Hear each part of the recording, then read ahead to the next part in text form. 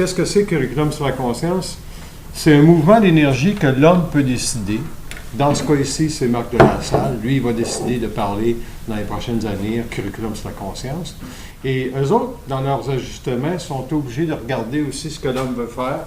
Et ensuite de ça, ils vont parler des sujets qu'ils veulent parler. Comme l'intégration d'une identité propre, c'est un sujet, pour eux autres, qui est très important. Puis, si je lui demande, a priori, pourquoi c'est important pour eux autres, l'intégration d'une identité propre, la première des choses qu'ils vont dire, c'est généralement, l'individu a très peu la capacité de parler. Donc, s'il a très peu la capacité de parler, comment peut-il, dans son cheminement personnel à lui, dans sa propre vie, intégrer sa propre identité? Parce que la problématique est la suivante aujourd'hui. La plupart des gens veulent parler, veulent communiquer, puis ça prend quelqu'un d'autre bien souvent pour communiquer. Puis les gens qui sont dans la conscience sont assez isolés, merci. Donc, c'est pas donné à tout le monde d'être en contact avec des gens qui vont vouloir parler de conscience. Hein? C'est assez rare. Si eux autres décident en haut que vous avez à rencontrer quelqu'un, puis c'est assez d'âme pour vous, vous avez vécu assez d'âme pour vous, on va peut-être vous permettre de rencontrer quelqu'un pour épurer un petit peu plus votre âme. Sinon, vous allez être obligé de vivre le quotidien de la société. Et le quotidien de cette société-là, aujourd'hui, n'a aucune identité. Aucune identité propre. Pourquoi? Parce qu'elle est tellement, tellement bombardée d'impressions qui donnent à l'ego des semblants de vie. Et les gens qui commencent à toucher à la conscience supramentale ou au phénomène de la conscience veulent également avoir une identité. OK? Ce qu'on se rend compte de plus en plus, c'est que l'intellect peut faire un fort travail à travers cette identité-là. Et l'intellect va amener de l'information qui va permettre à monter en vibration pour l'ego, mais à un certain moment donné, l'individu va plafonner. Pourquoi? Parce qu'il n'y a pas d'identité. Donc, ils veulent parler de l'identité propre, okay? De l'intégration de l'identité propre.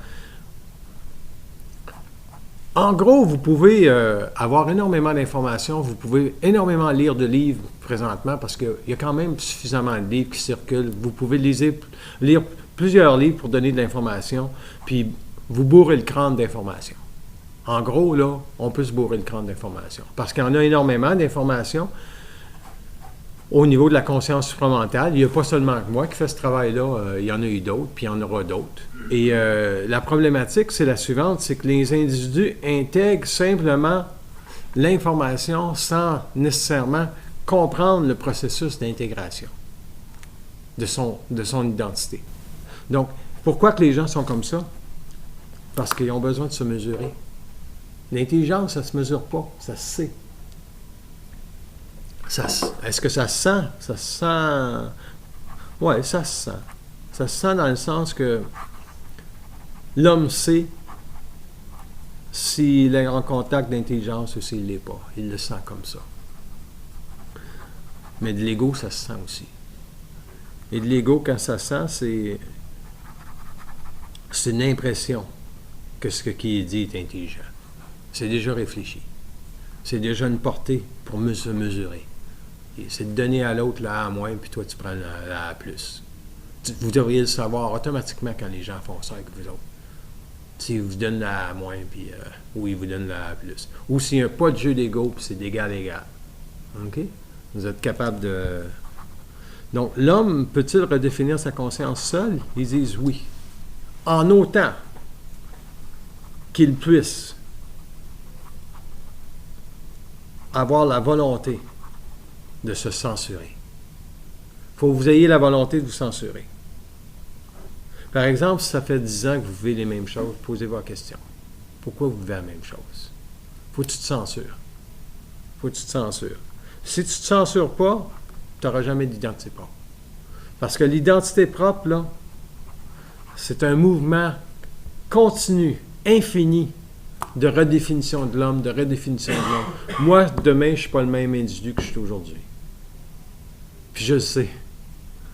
Je peux rentrer, je peux marcher et se dire, ah, Christ, je suis bien différent aujourd'hui d'hier. Tu peux rentrer dans un endroit, tu te dis, ah, Christ, je vois plus de choses que j'en voyais avant.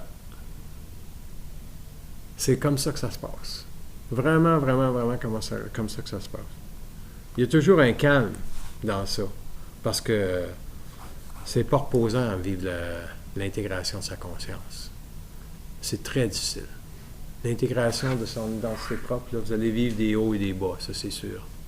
Pourquoi? Parce que l'ego, il ne veut pas te laisser son terrain.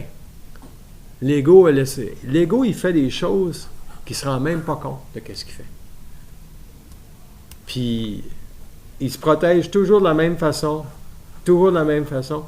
Ce qui vient avec le temps, il pense que ça, c'est son identité. Et c'est pas une identité propre. C'est quoi l'identité propre? C'est l'absence de crainte.